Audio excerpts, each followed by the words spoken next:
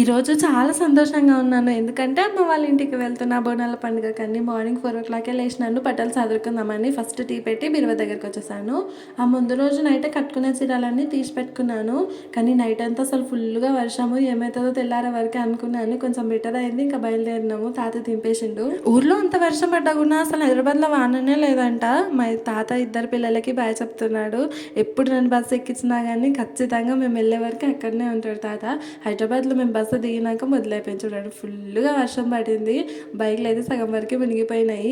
నిజంగా వర్షం పడితే హైదరాబాద్ ఎందుకు ఇంత గలీజ్గా తయారవుతుందో అర్థమే కాదు. ఎక్కడ చూసినా ఫుల్గా వాటర్, మరి విపరీతమైన ట్రాఫిక్ ఉన్నది. మేము ఎప్పుడైనా సరే ఇంటికి వెళ్ళడానికి ఒక 1.5 అవర్ టైం పడుతుండే. ఈసారి మాత్రం 2-3 గంటలకు ఎక్కువనే పడింది. చాలా ట్రాఫిక్ ఉండింది. ఇంటికి వచ్చిన తర్వాత నాకు ఇష్టమని అమ్మ మొక్కజొన్నలు వేయించిచ్చింది. నాకు చాలా ఇష్టము. నేను రాముందుకే తెచ్చిపెట్టింది.